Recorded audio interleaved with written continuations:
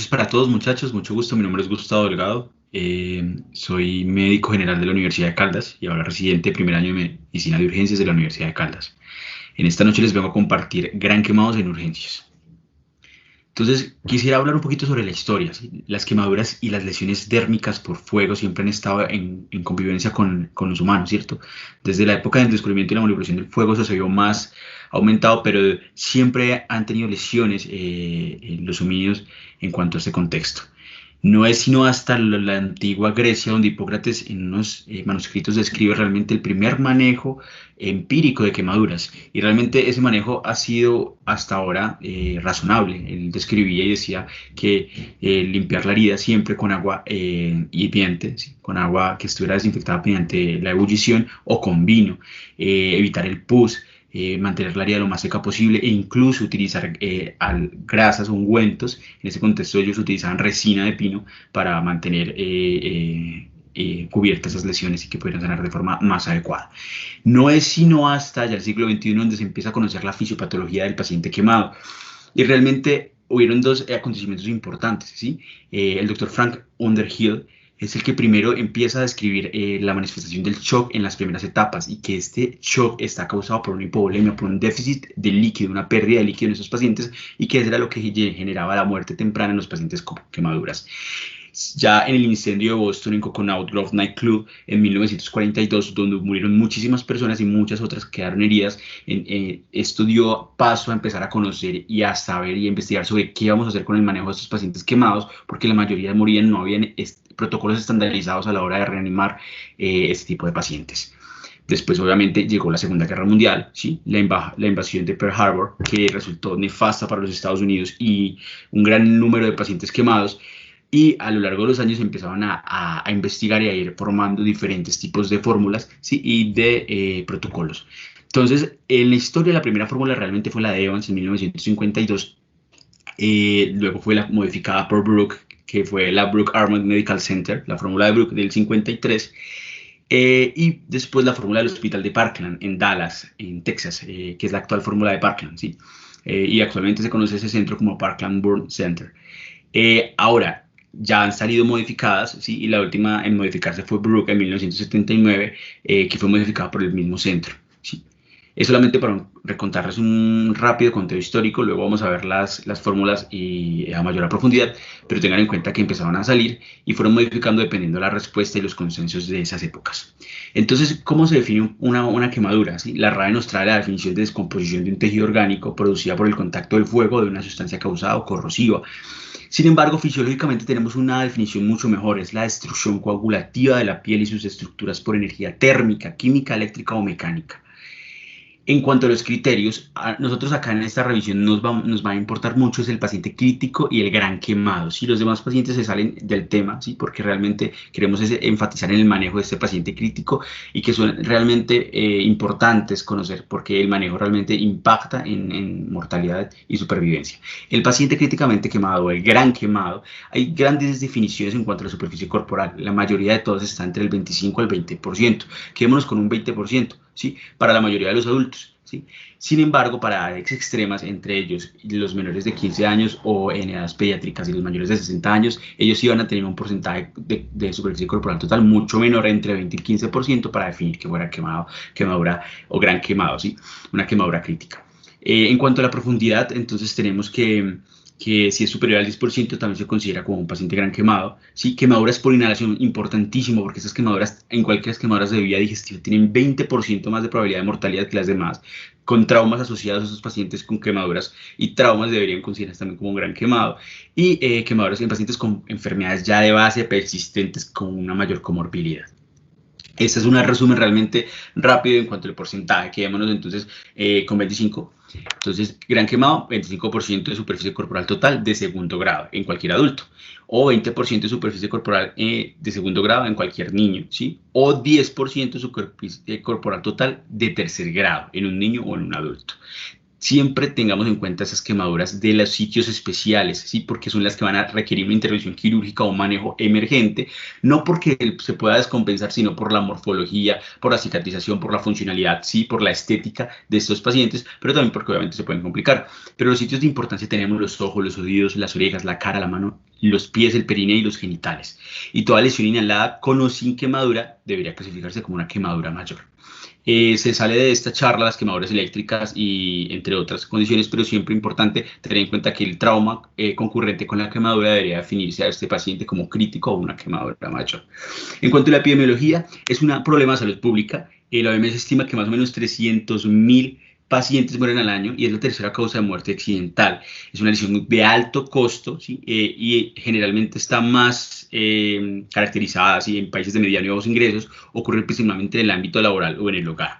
Esa es una tabla de bases del Hospital Simón Bolívar en Bogotá y ellos caracterizaron, digamos, los casos que tuvieron de quemaduras. Miren que la mayor cantidad de porcentaje de casos representa una superficie corporal total muy bajita, menos del 1%.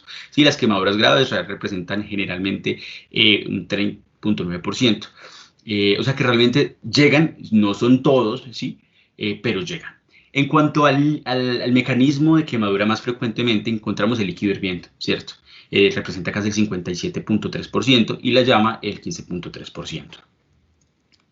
La población que más se afecta realmente y la más vulnerable, los niños. Siempre menores de 5 años vemos una gran cantidad de quemados.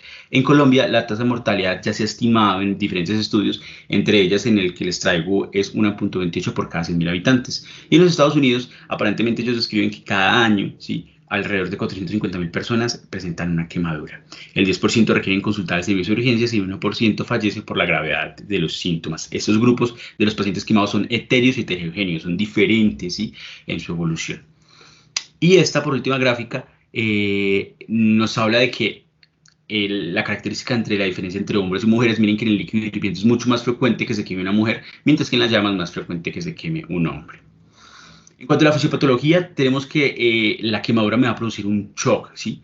Un shock se define realmente como una patología en cual la perfusión disminuye y hay un proceso de hipoxia, anoxia en los tejidos que me generan un daño y una desregulación de marcadores inflamatorios, quimiotáxicos, entre otras condiciones, y me generan muerte celular por mala perfusión de los tejidos. Entonces, realmente la quemadura, ¿sí?, me va a producir un primer tipo de shock, un shock hipovolémico. ¿Por qué? Porque va a liberar mediadores inflamatorios, estos van a generar aumento de la permeabilidad capilar, me generan edema.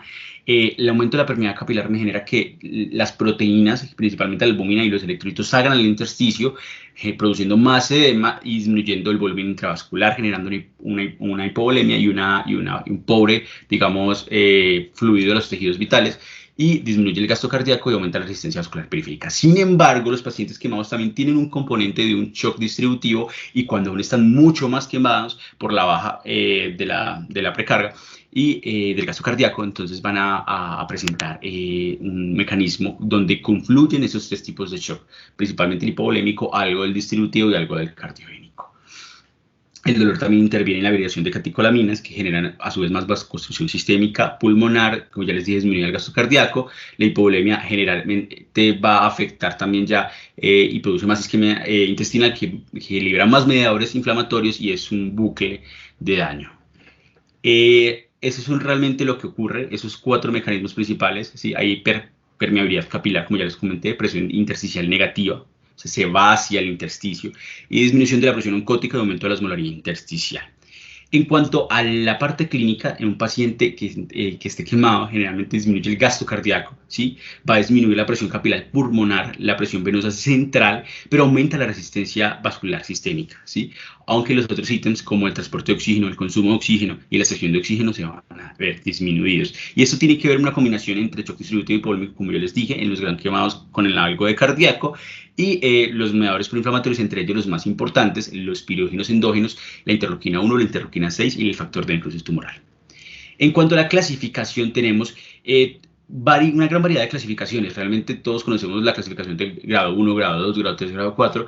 Esta es más aproximada, las vamos a ver rápidamente todas, pero generalmente esta es anatómica, entre superficial, espesor parcial superficial, espesor parcial profundo, espesor completo y lesión más profunda. Entre más profundo habrá más daño, digamos menos dolor, y se verá diferente la lesión. Entonces, mientras que en un superficial vemos una lesión eritematosa intensa, blanquecina, cuando la presionamos, cuando ya compromete un espesor parcial superficial, hay ampollas, esa es la gran diferencia, y está enrojecido y es muy dolorosa.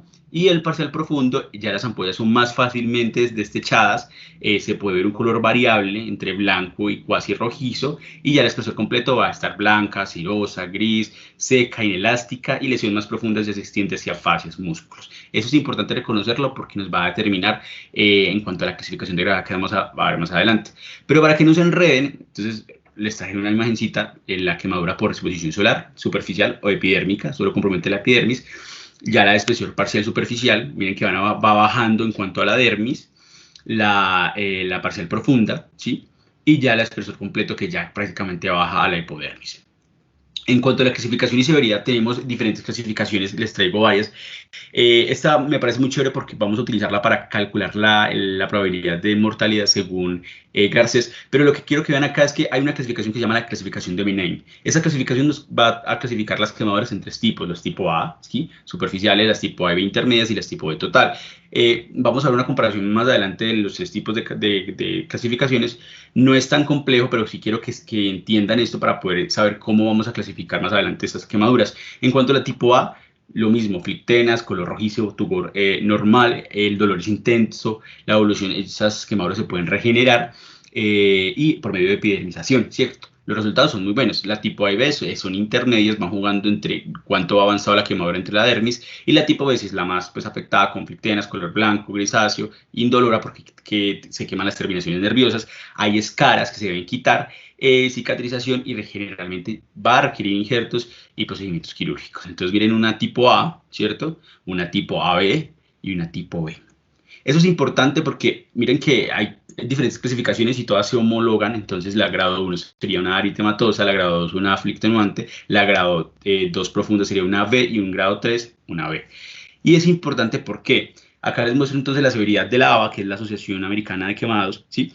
Que dependiendo el porcentaje, ¿sí? En dérmicas, dérmicas e hipodérmicas, me va a caracterizar. Sin embargo, es mucho mejor la misma clasificación de Vinein, que también nos sirve para la gravedad. Él dice que realmente menos del 10% de superficie corporal quemada es benigna. Si es grave, es entre el 10 al 33, muy grave, más del 33%, y mortal es más del 50% de superficie corporal. En cuanto al índice de Garcés, entonces yo les estaba diciendo que la clasificación de Vinein nos servía. ¿Por qué? Porque ahora vamos a utilizar esa escala, digamos, para calcular el índice de gravedad de Garcés.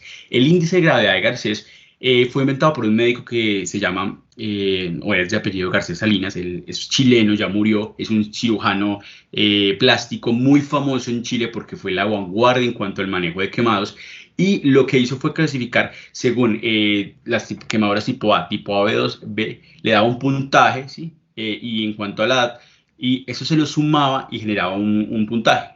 Entonces eso nos daba un puntaje estándar que nos permitía según la clasificación, y fue modificada por Artigas para que fuera validada entre 2 a 20 años, cogiendo 40 y restando de la edad, y por el MinSalud de Chile para validación en menores de 2 años, que sería sumándole 20 puntos más por ser menor de 2 años. Simplificando este contexto, esto es el índice de gravedad de Mario Garcés.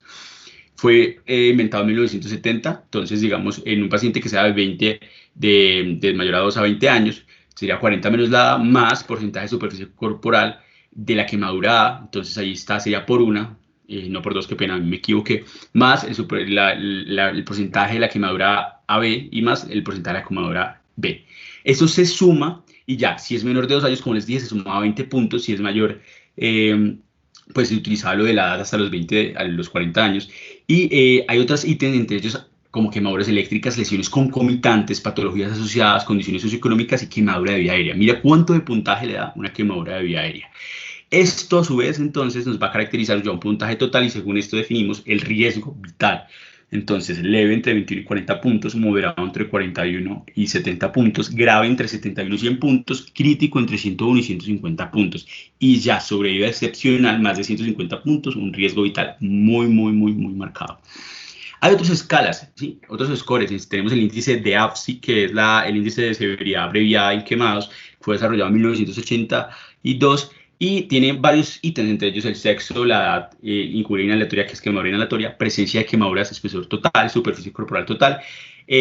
Y es importante tener en cuenta de que se puede utilizar el AFSI mayor a 7, nos habla de un quemado crítico. Acá les traigo un artículo que determina el pronóstico y evalúa entre los dos cuál es mejor, el índice de Garcés o el índice de severidad abreviada del AFSI. Entonces, ¿Qué encontró? Realmente lo que hicieron fue correlacionar con la correlación de Pearson, ¿cierto? El índice de Garcés y el APSI las curvas de ROC, y lo que encontraron realmente era que al comparar cuál de las dos puntuaciones era o parecía mejor la probabilidad de mortalidad mediante el análisis, se encontró que el índice de Garcés tenía un poquito más, ¿sí? Era un poquito más, o sea, mejor que el APSI. Sin embargo, no eran estadísticamente significativos. En conclusión, ambos índices, tanto el índice de Garcés como el APSI, son muy similares para predecir probabilidad de muerte, ¿sí? En cuanto ustedes ven ese cuadrito, ustedes ven ahí la probabilidad de sobrevida, es restarle al complemento 1, se puede sacar, si tiene una probabilidad de supervivencia, también podemos sacar la probabilidad de muerte. En cuanto a esto, es importante porque podemos utilizar las dos, pero bueno, hay varios estudios, y principalmente estos son mexicanos, que nos hablan sobre el APSI y nos dicen, vengan, APSI seguro que sí sirve, está bien, porque empezaron, ese es un estudio descriptivo que recogió una muestra, y lo que hicieron ahí fue mirar ciertos factores y cuáles realmente tienen un impacto pronóstico en la presencia de mortalidad. Entonces, los factores que no tuvieron un impacto significativo fue el sexo. Y ellos dicen, vengan, o sea, le están dando un punto a una mujer, pero ese ítem no debería de ser, porque no es significativo, ¿sí? Además de las quemaduras profundas. El impacto moderado fue la edad, la extensión de las quemaduras, las lesiones por inhalación, la obesidad y las lesiones perianales. Y esto dio pie a otro estudio, ¿sí? Entonces se evaluaron casos porque habían pacientes con puntuaciones muy bajitas que morían y otros con altas que sobrevivían. Y dijeron, bueno, podemos modificar para mirar si podemos mejorar esta escala. Y lo que hicieron fue no contar el sexo del paciente, o sea, ese ítem lo excluyeron, aumentar un punto de lesiones por inhalación, dos puntos por inhalación, un punto por obesidad, uno por quemaduras perianales y un punto por presencia de comorbilidades, o sea, dos o más enfermedades. Y eso logró realmente aumentar el poder predictivo con una P significativa. Entonces, el ítem AFSI modificado quedó así, tal como está en esta tablita, y lo que podemos ver aquí entonces es la comparación entre el APSI y el APSI modificado, y miren como la P realmente es ya más significativa, ese error alfa, que ya es menos de 0.01. Eso nos dice que el APSI modificado es mucho mejor, es una prueba es una escala mucho más certera para evaluar estos pacientes. En cuanto al triaje del paciente, primero decirles algo del ABCDF, ¿sí? Acá los tenemos hasta el F. A, vía aérea, siempre tener en mente los pacientes con quemaduras faciales y con hollín en la nasofaringe, orofaringe, con quemaduras de vía aérea, lo vamos a ver un poquito más adelante, pero tener en mente eso porque esos pacientes van a ser, o sea, son críticos obviamente, pero tienen, digamos, si uno los intuba de forma temprana, tener los criterios para intubación temprana, tienen una ventaja, es que pueden sobrevivir mucho más. A la cuestión de, obviamente, la respiración, la circulación, el déficit neurológico y la exposición es importantísimo porque vamos a determinar el grado de compromiso de las quemaduras, la superficie corporal total, ¿sí? Y esto es importante para determinar la reanimación que vamos a ver adelante. Y después de la exposición sigue la F de fluidoterapia, ¿sí? De fluidos, de líquidos que son importantes en estos pacientes para manejar el shock. Entonces, este es un artículo donde evalúan realmente un triaje en pacientes quemados y un triaje rápido de emergencias, y está diseñado en Polonia, ¿sí? Ellos querían hacer un triaje en situación de emergencias. En ciertas emergencias, ¿sí? Explosiones, incendios, van a haber muchísimos quemados que van a desbordar los sistemas sanitarios y van a precisar de un triaje rápido. Entonces, lo que hicieron acá fue determinar ciertos factores. Eso es un análisis retrospectivo de pacientes que ingresaron en unidad de quemados y en una ciudad polaca. Ellos escogieron 842 personas desde el 2012 al 2013, y la clasificación de la superficie corporal fue mediante la tabla de Lund y Roeder. Ellos utilizaron Parkland y el grupo se dividió en 2/3 y 1/3. 2/3 que fue la población en la cual tomaron datos para extraer los factores de riesgo más importantes y los ítems más importantes para valorar este flujograma, este triaje. Y el otro grupo donde utilizando la triaje miraban a ver si aumentaba o disminuía la mortalidad. Y eso fue el resultado. Realmente lo que es un triaje, ¿sí? Empezamos con la extensión de quemaduras profundas. Si es más del 50% del paciente probablemente se vaya a morir, es crítico, y realmente es un paciente que va para paliativo, es expectante, probablemente modulación del dolor, pero ya no se puede correr porque la probabilidad es muy alta de mortalidad. Si es del 5 a 5%, uno ve la presión sistólica. Si es mayor a 60, uno ya entonces ve la superficie corporal total. Si está más del 50 o menos del 50, si es más del 50, se clasifica rojo, que quiere decir que requiere una atención urgente, ¿sí? Prioritaria, y evacuación a un centro de unidad quemados. Miren que aunque tenga menor del 50%, Si tiene una afectación respiratoria, se va a pasar a clasificación como rojo. O sea, es un paciente crítico y hay que correrlo. ¿Sí? Si la sistólica está menor de 60, el paciente también muy probablemente se vaya a morir, ¿sí? Y pasa a ser paliativo. Mientras que los pacientes que no tengan afectación respiratoria y tienen un porcentaje menor de 50, pueden esperar, ¿sí? Pero necesitan una intervención prioritaria, más no urgente o emergente. ¿Listo? Y ya del menor de 5% pueden esperar a una atención. En cuanto a los grupos, entonces, miren cómo se comportó realmente la mortalidad, ¿sí? Y la expectativa de la mortalidad que ellos presentaban. Entonces, realmente lo que querían saber era si realmente ese triaje podría garantizar una buena clasificación de esos pacientes. Y miren que el 100% de los que se clasificaron como negros, pues realmente murieron. Y el 64% de los rojos fallecieron, y así sucesivamente con los demás grupos. En cuanto a los ítems más sugestivos de mortalidad, encontramos que en ese estudio fue la edad, ¿sí? El porcentaje de superficie corporal, y lo vemos por la P, ¿sí? Que es menor a 0.05, la afectación del tracto respiratorio, el porcentaje de grado 3 de quemadura, ¿sí? Y obviamente la presión sistólica. De ahí lo que se sacó fue el porcentaje de superficie corporal total, el grado 3, y la afectación sistólica y respiratoria para generar este triaje. Ese es otro modelo de triaje. Realmente, miren como cuando uno avanza en la edad, ¿cierto? Y en superficie corporal total, la expectativa va siendo menor, ¿sí? ¿Esto qué quiere decir? Que realmente entre más años tenga y más se queme el paciente, el riesgo de mortalidad es mucho mayor, a diferencia de que sea más joven y tenga menor compromiso de la superficie corporal total. En cuanto a la estimación de la profundidad de extensión de las quemaduras, entonces esto es otro paso fundamental, ¿sí? Y nos vamos a ir a las reglas, ¿sí? Todo el mundo entonces conoce la regla de los 9, el Pulaski-Tennyson. Está más recomendada en adultos mayores a 15 años, y es importante esta regla porque es fácil de hacer. Eso sí, sobreestima un poco la superficie corporal total, pero es fácil de hacer. Y el Ministerio de Chile realmente la recomienda. A diferencia de los niños. ¿Y por qué en los niños la diferencia fundamentada está en la superficie relativa del muslo y la pierna? ¿Sí? Entonces, en estos niños es mucho mejor utilizar Lund y Roeder, y esto lo recomienda el Ministerio de Salud de Chile. Ellos son muy juiciosos con el tema de quemados, ¿sí? Y ellos tienen una tablita acá que, dependiendo la zona corporal la del infante, pues, o de la población pediátrica, ¿sí? Va a puntear. Entonces, ustedes se preguntarán, pero ¿cuál es el mejor método? ¿Sí? ¿Cuál tabla o cuál protocolo? Entonces hay varios estudios, y esto quiero que venga a colación porque es muy importante. Por ejemplo, este primer estudio nos dice que no existe una recomendación puntual hacia un método en particular, pero parece ser que la regla de los 9, que es el Pulaski-Tennyson, es mucho más rápida, ¿sí? Solo que tiene un defecto que sobreestima un poco más las quemaduras, o sea, el porcentaje. Mientras que la carta de Lund-Broder parece ser más exacta. Sin embargo, esto es operador dependiente. ¿Qué quiere decir? De que si un médico es bueno, con buenas habilidades, con la regla de los 9, y ha clasificado muchos quemados, tiene una probabilidad de que realmente clasifique bien ese quemado y no sobreestime esa quemadura. Sin embargo, hay otros pacientes que ustedes tienen que tener muy en cuenta. ¿Por qué?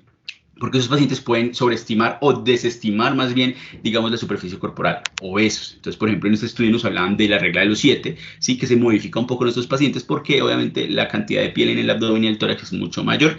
Y acá pueden ver cómo se compara la regla de los 9, de los 7, el Lund-Broder, por ejemplo, y ven cómo se estima mucho más el porcentaje corporal utilizando la regla de los 7. Y eso es importante porque a la hora de reanimar ustedes van a dar, digamos, el líquido, más líquidos a ese paciente, y son realmente lo que necesitamos para evitar una reanimación inferior. En cuanto a las mujeres con mamas muy grandes, también las que queda corta la regla de los 9, porque estas mamas van a tener mucha piel y generalmente eso se va a subestimar, ¿sí? Ese porcentaje, y no se va a reanimar de forma adecuada. Entonces hay un estudio realmente que va a comparar, y lo que hace es que da un valor de superficie corporal dependiendo de la talla del sostén o de las copas que tenga la paciente.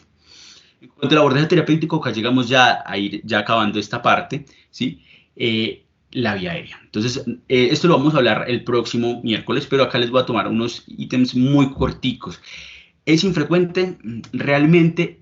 La nasofaringe, orofaringe y la laringofaringe tienen una capacidad de bajar la temperatura, ¿sí? Entonces, por ejemplo, del vestíbulo a la cavidad nasal, a la nasofaringe, en temperaturas tan altas de 500, 400, 300 grados, baja más de la mitad. Eso hace que un mecanismo protector en cuanto a la vía respiratoria. Claro que puede haber, pero hay que tener esto en cuenta.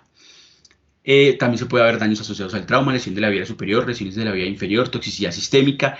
Hay signos clínicos que nos pueden orientar en cuanto a las quemaduras de vía aérea superior y tenemos que tenerlos en claridad, ¿sí? Quemaduras faciales, quemaduras de las vibrisas, tos, disfonía, disnea, dolor torácico, cianosis, taquipnea, indicadores de lesión de la vía aérea, entre ellas disfagia, celorrea, esputocarbonáceo, entre otros. Y obviamente correlacionar siempre con la clínica y la sospecha de intoxicación por monóxido de carbono. Estos pacientes con quemaduras en las vías aéreas se queman en lugares cerrados con inhalación de humo. Hay obviamente estudios para clínicos que nos sirven a riesgos radiológicos por inhalación, tomográficos, pero el gol estándar siempre va a ser la broncoscopia, ¿sí? Nos va a mirar realmente qué parte está quemado y eso nos va a dar un pronóstico y a la hora de generar un abordaje terapéutico. Para mencionar rápidamente esos indicadores de intubación temprana, no me voy a detener mucho en ellos. Hay estudios que dicen si la intubación profiláctica y el tratamiento con CPAP, que es ventilación no invasiva, realmente disminuye, ¿sí? Las lesiones y la probabilidad de muerte en etapas tempranas, porque las muertes en estos pacientes en etapas tardías generalmente son por sepsis de estas quemaduras o por sepsis de las quemaduras de las vías aéreas. Miren este algoritmo rápidamente, tenemos diferentes alternativas de manejo, importante la broncoscopia que nos va a categorizar el tipo de lesión, pero tenemos alguna evidencia sobre los salbutamol, los beta-agonistas, los anticolinérgicos, los anticoagulantes como las heparinas nebulizadas, los mucolíticos como la L-cisteína y los líquidos. Esos pacientes van a requerir realmente mucho más líquidos. Antibiótico está discutido solamente si hay infección o cultivos positivos y dependiendo del grado de quemadura uno va a determinar si el paciente lo intuba, si no lo intuba. Entre el grado 2 y grado 3 uno ya empieza con la clínica y los indicadores para clínicos para ir jugando con estos pacientes y mirar realmente cuáles se benefician de una intubación. Miren, por ejemplo, ahí se muestra una quemadura de las vías respiratorias. Esta es de la vía respiratoria superior, ya la glotis y con el edema. Y estos pacientes tengan mucho cuidado porque hacen edema y pueden hacer obstrucción parcial o total de la vía respiratoria. Aún así, cuando se reaniman con líquidos, van a hacer mucho más edema, subsecuente por el líquido, ¿sí? Y es mejor a veces intubarlos a prevenir que hagan una obstrucción total. En cuanto al manejo del shock, estas son condiciones realmente básicas, no me voy a tener mucho acá, ya les hablé algo del shock por la fuga capilar, por las presiones intersticiales negativas, la oncótica, entre otras condiciones, pero esos pacientes requieren líquido y ya se ha comprobado que en las primeras 48 horas es fundamental la buena reanimación de líquidos y esto previene obviamente todo el desbalance de la hipoxemia, de la hipoxia, de la anoxia, de esas lesiones que ocurren por la hipoperfusión de órganos, ¿sí? Entonces, es importantísimo. Y para ello, entonces, tenemos los líquidos, ¿sí?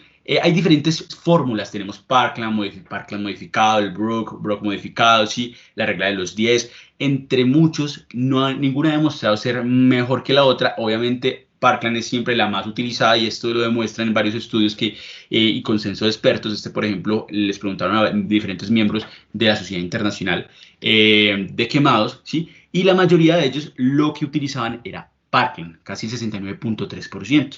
Los demás coloides, y miren que realmente Brock queda más o menos al 6.9%, aunque realmente se ha venido a tener como una alternativa. Y eso lo vamos a hablar más adelante en cuanto a qué realmente necesita el paciente.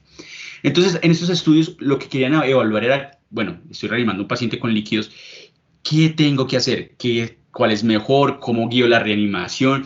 Entonces, en ese primer estudio lo que hicimos fue mirar la respuesta según la diuresis. Entonces, ellos evaluaron un paciente, definían una sobrereanimación, o sea, mucho líquido cuando el gasto urinario esté por encima de 1 cc por kilo hora y una buena reanimación cuando está entre 0,5 y 1.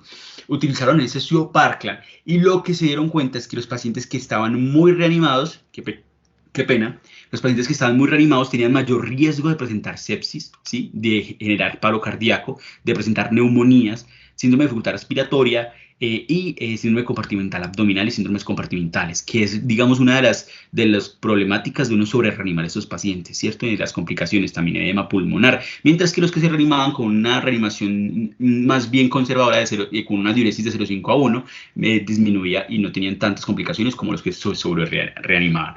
El otro artículo era evaluar Parkland realmente, y ellos encontraron que si bien Parkland es la más utilizada en este estudio, podía sobre reanimar más de la cuenta a sus pacientes. Entonces ellos dividieron los que tenían unos fluidos menos de 250 cc por kilo día y otros más de 250 cc por kilo día y encontraron que los pacientes que tenían mayor reanimación hídrica tenían mayor riesgo de mortalidad, tanto en UCI, en estancia hospitalaria a 12 meses, ¿cierto? Las escalas de severidad, tanto SOFA, Apache, entre otras, eran más altas. los fluidos totales en 24 horas por superficie corporal y en 72 horas eran muchos más, y la necesidad de vasopresor era más marcada, ¿sí? O sea, tenían dosis más altas. Y por último, en este contexto, hablamos algo de la albúmina. Si la albúmina realmente ha venido a colación, ¿sí? Si nos atrasamos un poquito, les muestro que en las primeras 24 horas, por lo que es por lo menos Parkland, ¿sí? Y Brock modificado, solo vamos a utilizar cristaloides. La diferencia es que uno es por 4cc, el otro es por 2cc, mientras que en las próximas 24 horas nos recomiendan iniciar coloides. En Parkland modificada, de un coloide del 5%, que es albúmina, 0.3 a 1 cc por kilo, por porcentaje corporal en las próximas 16 horas. Y Brook modificado también, coloide 0.3 a 0.5 cc. Y se puede utilizar en algunas fórmulas, soluciones dextrosadas, ¿sí? Para ir jugando con esto realmente para tener una buena diuresis. Entonces, les estaba mostrando este siguiente metaanálisis, ¿sí? Y lo que quería comparar era la potencia de las soluciones de albúmina, así que son soluciones hiperosmolares en cuanto a la reanimación. Y lo que encontraron es que disminuían el síndrome compartimental y también la mortalidad, ¿sí? Por la fisiopatología del paciente quemado, del shock en estos pacientes, se sabe muy bien que la albúmina tiene un cierto papel beneficioso. O sea, muchos hablaban que utilizarla en las 24 horas posterior a la reanimación con cristaloides o en las 8 horas posterior, pero hay una escuela chilena que están empezando a utilizar soluciones con albúmina en las primeras 8 horas de reanimación. No hay mucha buena evidencia, aún requerimos muchos estudios, pero es algo que nos llama la atención. En cuanto a este metaanálisis también, ellos querían acá evaluar, ¿sí? Comparar la reanimación con líquidos hiperosmóticos y isosmóticos. Y lo que encontraron es que la reanimación con líquidos hiperosmóticos era una buena alternativa al parecer, porque lo que iba a disminuir era la carga de volumen de los líquidos que uno infundiera, ¿sí? Entonces eso tiene una fórmula en volumen sobre porcentaje de superficie corporal total sobre el peso, y realmente lo que quería decir era que si estos pacientes se les ponían albúmina, obviamente iban a requerir menos cristaloide, ¿sí? Y obviamente iban a tener las complicaciones de una sobrereanimación. Entonces, ¿qué? No hay recomendaciones sistémicas acerca de una fórmula específica. Idealmente utilice soluciones balanceadas. La recomendación actual realmente varía mucho en las guías, pero uno se puede no casar con una fórmula, pero iniciar una reanimación con una. Y le recomiendo, dependiendo del paciente que usted quiera reanimar. No es lo mismo reanimar a una persona gorda y una persona flaca, ¿sí? Entonces, si usted ve que la persona no es tan obesa, no es tan flaca, usted puede iniciar con una fórmula de Brock modificada a 2 cc por kilo por superficie corporal total, y va mirando la diuresis y con eso va ajustando. Y si la persona es más grande, puedes iniciar más de 4 cc Parkland, por ejemplo, y ir mirando cómo va la evolución paraclínica y clínica de este paciente. Recuerden que sobre reanimar, cuando el gasto está mayor a 1, una buena reanimación cuando está entre 0,5 y 1, y vigilar siempre la diuresis, porque sería una subreanimación si está abajo de 5, y cada una tiene sus desventajas, ¿sí? Si usted no reanima a este paciente, va a tener las consecuencias de un shock, ¿sí? Porque no va a perfundir bien esos órganos. En cuanto a los signos de hipoperfusión y el edema tisular pulmonar, tener muy claro que pueden estar tanto en la subreanimación, en la hipoperfusión, y el edema tisular y pulmonar en la subreanimación. En cuanto a factores, en estos pacientes pueden alterar los requisitos reales de líquidos, y muchos factores pueden afectar. Y miren que estas fórmulas no están, no tienen, o sea, no captan, por ejemplo, las necesidades básicas del paciente, o la vaporización del agua de estos pacientes después de 24 horas, que habría que corregir, ¿sí? Pero eso lo podemos compensar jugando con la diuresis. La albúmina, entonces, una recomendación que encontré era utilizarla después de 8 horas, y tengan en cuenta que en Colombia está disponible el 20% y no el 5%. Siempre revaloren tempranamente a estos pacientes. Y este protocolo de la UCI me parece muy interesante. Ellos dicen acá, mire, empiece por Parkland, puede empezar a 2 a 4 cc por kilo, según el peso actual del paciente, y usted va a vigilar calculando el gasto urinario del peso ideal.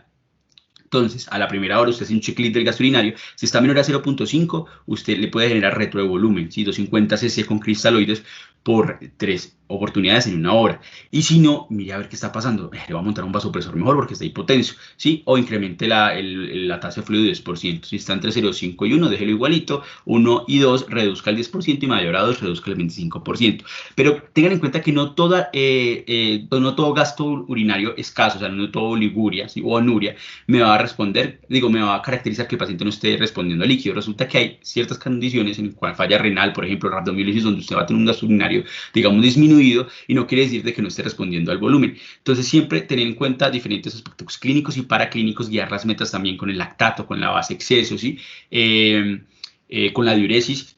con la presión arterial media y la sistólica, entre otras condiciones. Y si el paciente en 12 horas, ustedes ven que si realmente se ha gastado bastante líquido, más o menos 600 cc por kilo, considere utilizar un cristaloide, ¿cierto? Que puede ser un tercio de la solución que usted vaya a seguir infundiendo. Hay otras recomendaciones, entre ellas puedes también asociar suero Ringer con albúmina del 20%, que es esta proteína. Y se han beneficiado ciertos pacientes. ¿Cuáles? Quemaduras de vía aérea, ¿sí? Cuando la diuresis está baja y aquellos que requieren volúmenes muy grandes, más que las estimadas por Parkland o por otra escala. Siempre a razón de tener una buena diuresis que nos va a guiar a esta reanimación. En cuanto al dolor, ya para ir terminando, esos pacientes tienen mucho dolor, mucho es mucho. Idealmente, el analgésico más usado siempre va a ser los opioides, el fármaco de elección, ¿sí? la morfina, pero ustedes pueden también adicionar y jugar con ellos para evitar que haya techo terapéutico. Entonces, pueden utilizar acetaminofén parenteral, ¿sí? Dipirona, entre otros analgésicos. Tengan en cuenta que en el paciente quemado hay alteraciones farmacocinéticas y farmacodinámicas. Por ejemplo, hay disminución de los niveles de albúmina, como ya les dije. Eso que genera que las benzodiazepinas que se transportan por albúmina, pues tengan una absorción diferente o errática o no una biodisponibilidad como en un paciente normal, por lo cual estos medicamentos se quedan cortos a la hora de utilizarlos. Hay disminución del flujo sanguíneo y resistencia de los NMDA y de los no despolarizantes. ¿Esto qué quiere decir? Que, por ejemplo, el rocuronio, ¿sí? Que no no despolarizante, va a requerir dosis más alta. Pero tengan cuidado, la succinilcolina está como en veremos en si será que está contraindicada o no que está contraindicada, porque se ha asociado por los receptores de acetilcolina que puedan presentar hipercalemia en el paciente quemado. Eso realmente es discutible. Se dice que en los primeros 2 días no pasa, así que podría utilizarse, pero tengan en cuenta que es mejor no jugar en contra del paciente y si tiene un potasio elevado, sí, pues idealmente utilice rocuronio. En cuanto a las inducciones, para la intubación es buena la ketamina, no me tumba el gasto cardíaco, litomidato por la estabilidad hemodinámica y podríamos considerar propofol en ciertos escenarios. Y ya para ir terminando en cuanto a la exposición y el manejo de heridas, entonces las quemaduras de espesor parcial, superficial y profunda se benefician siempre de la oclusión para el manejo inicial. Recuerden que hay que limpiar, desbridar, poner apósitos y por último hacer escarotomía. Entonces no se deben extraer contenidos de las ampollas, aumentan las infecciones, ¿sí? La limpieza se debe hacer con un lavado, con una solución estéril, ¿sí?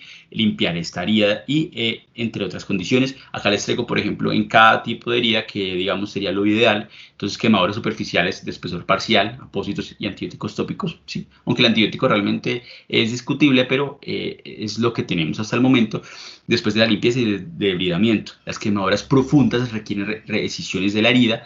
Por ejemplo, la escara, que ya es de quemaduras muy grandes, se debe eliminar antes de cualquier vendaje. Si no va a eliminarla, pongan una gasa seca que no va a pasar nada. Pero usted tiene que eliminarla para que ya el ungüento haga contacto con esa piel. Después de una incisión, si no se realiza un injerto, se puede utilizar una gasa de malla fina con antibiótico tópico y en la esclerotomía siempre poner unas gasas húmedas dentro de las incisiones. Tengan en cuenta que hay varias cosas, ¿sí? Tenemos la esclerotomía y la escarectomía. La escarectomía es una incisión quirúrgica que se va a realizar para poder descomprimir la presión que genera, digamos, estas quemaduras.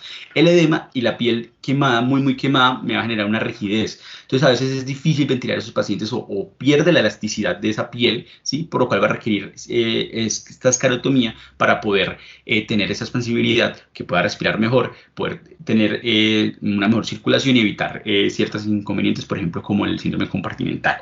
La escarectomía, a diferencia de la escarotomía, es diferente, es quitar la piel, es como debridar, y se utiliza mucho en lesiones para poder limpiarla, facilitar la repitalización, entre otros contextos. Pero a diferencia, son términos parecidos, pero son diferentes. ¿Listo?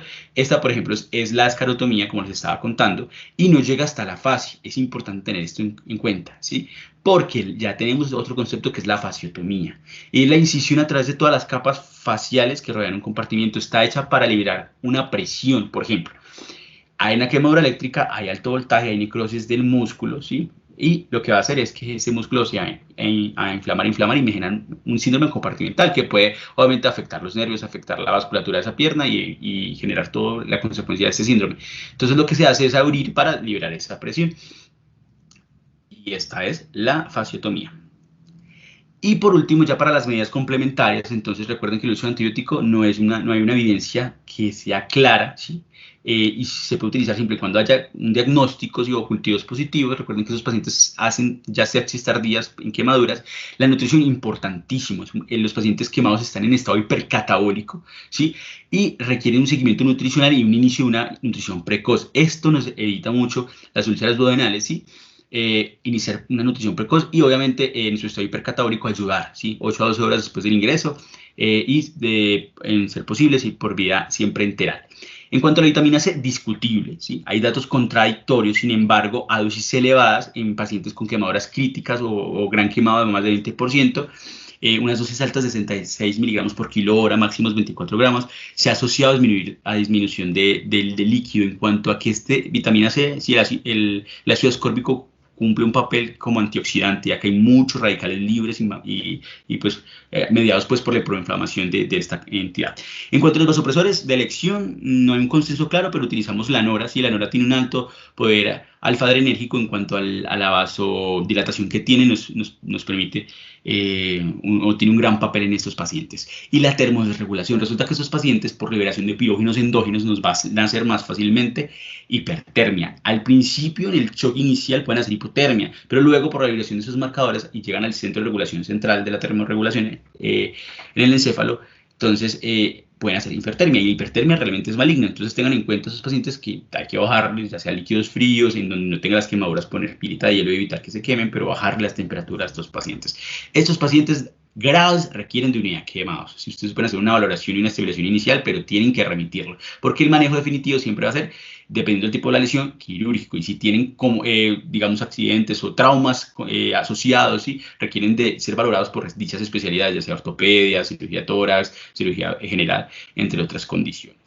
Ya como englobando las conclusiones, siempre calcule la superficie corporal total, ya saben la regla de los 9. Se me olvidó decirles que hay una regla que se llama la de la mano, y es en ciertas áreas que hayan irregulares, usted abre la mano, cierra el pulgar, pero deja los dedos extendidos, y eso es lo que le quepa a una mano, más o menos es el 1% de superficie corporal. Entonces usted puede ayudar con la regla de 9 y en otras lesiones donde sean irregulares a aprovechar esta técnica. Entonces luego del cálculo clasifique la quemadura, ¿sí? Según el tipo y obviamente consigne siempre si hay áreas especiales que requieran atención de forma prioritaria por esas especialidades. Mire si hay quemadores de la vía aérea, ¿sí?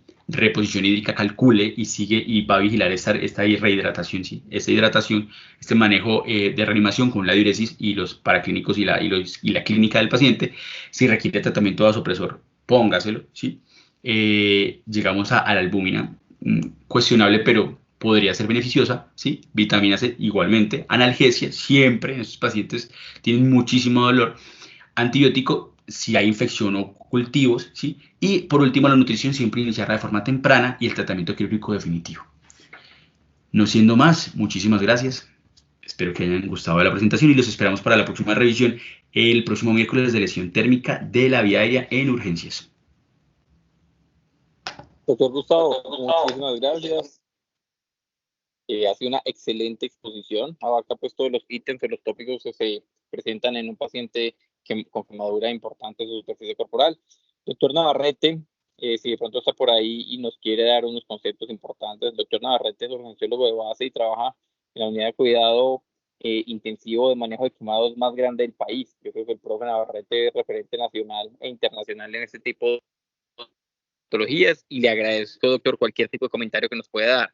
Aquí hay residentes, internos y personal médico general, el cual va a beneficiarse mucho de los comentarios que usted nos pueda aportar. Listo. Muchas gracias por la invitación. Felicitaciones por la presentación, estuvo muy interesante. Claramente, hacer una charla de tratamiento general del paciente quemado en urgencias es como complicado, es como hablar de síndrome coronario agudo, ¿sí? Y meter todo desde el principio, desde fisiopatología, desde tratamiento, desde síndromes, absolutamente todo es muy complicado para poder abarcar. Pero me parece un buen ejercicio. Vi que vas a hacer una charla de vía aérea para la próxima semana, entonces no voy a entrar en detalles con respecto a esa parte.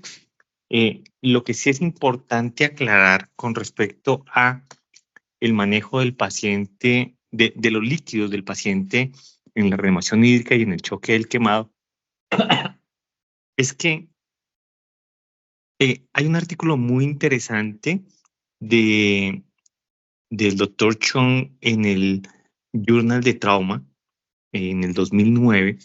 El doctor Chong y el doctor Cancio son del Brooke Army Center, y ellos encontraron que cuando uno inicia la reanimación, si uno inicia con la fórmula de Brooke, 2 cc por kilo por área de superficie corporal, va a terminar administrando 3.7, 3.8, casi Parkland.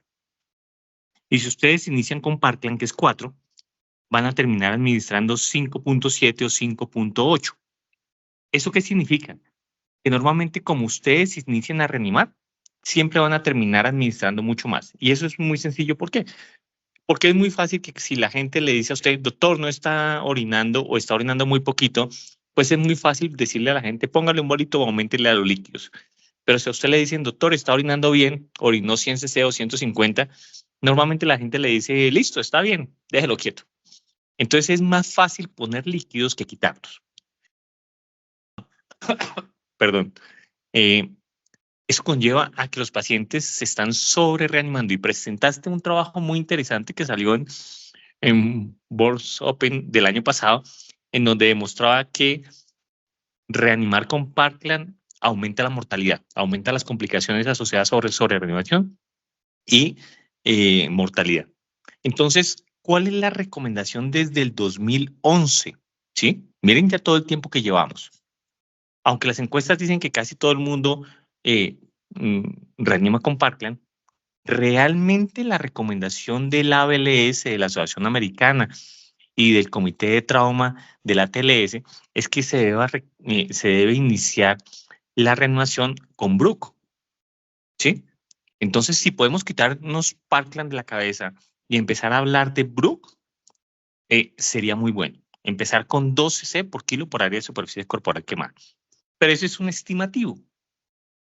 Nosotros empezamos con un estimativo para supuestamente administrar en las primeras 24 horas, hacemos el cálculo de cómo tenemos que administrar en la primera hora, le iniciamos la tasa de infusión, pero el problema es que el paciente es dinámico y entonces a las 2 horas, cuando ustedes tengan el resultado, cuando ya estén evaluando la diuresis, los gases, la frecuencia cardíaca, aumentó la taquicardia, mejoró, empeoró la tensión arterial, la diuresis, el aspecto de ella, ustedes le van a subir o le van a bajar, como muy bien lo explicó el doc en la charla. Entonces, esa fórmula se pierde, ¿sí? Porque además es abrupto, es arbitrario que uno a las 8 horas, ¿sí? De forma súbita, le baje a la mitad los líquidos, porque la fórmula de Parkland dice que tanto en las primeras 8 horas y después la otra mitad en las siguientes 16 horas, lo cual significa que uno le tiene que bajar a casi la mitad o a la mitad la tasa de infusión de los líquidos. Entonces, eso es arbitrario. ¿Qué tal que a las 8 horas el paciente esté más taquicárdico, más hipotenso, de pronto no esté depurando la hiperlactatemia o se esté quedando de diuresis? Entonces usted no le baja, usted le sube. Entonces, para que se quiten esa idea de que la fórmula es rígida, que da 24 horas, y la recomendación es Brooke, inician a la tasa que les dé Brooke y después lo modifican dependiendo de la respuesta. ¿Por qué la recomendación entonces va a la regla de los 10? Y es lo que nosotros recomendamos, o personalmente lo que yo recomiendo desde que salió la regla de los 10 perdón, que estoy enfermo, que salió como en el año 11 o en el 12, es porque es muy sencilla. Y es que en pacientes entre 40 y 80 kilos, área de superficie corporal multiplicada por 10. ¿Sí? Entonces, si el paciente tiene una quemadura un 32%, entonces se redondea a 30 por 10, 300. Si le inicia 300, olvídese de lo demás. Si el paciente tiene un 58%, entonces lo redondea a 60 por 10, 600, y a eso le inicia. Es muy sencillo, es muy rápido. Uno no se complica con fórmulas. Entonces, eso es la recomendación inicial. para ajustar el manejo de líquidos, porque muchos pacientes se van a quedar mientras los trasladan a una unidad especializada, hay un protocolo que se llama el protocolo de Utah, ¿sí? Que es muy sencillo dependiendo del gasto urinario. Y en eso quiero hacer una pequeña aclaración, y es que lo que define si un paciente se está sobre-reanimando, subreanimando, no es el gasto urinario, no es si está orinando más o está orinando menos. Realmente los criterios de subreanimación o sobre-reanimación es si el paciente está orinando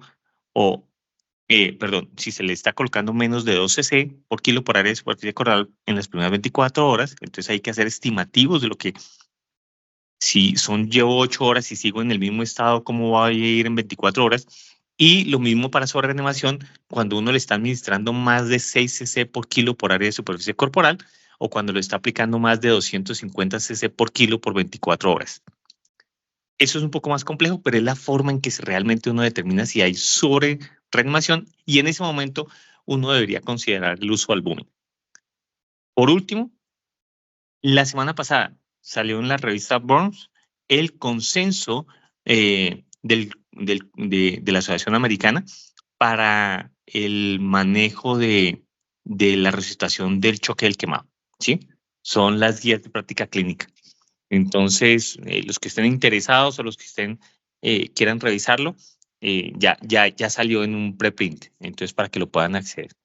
Entonces, nada, muy interesante, muy chévere la presentación, y pues cualquier cosita, la próxima semana con lo de vía aérea, ahí discutimos, que es un tema también interesante.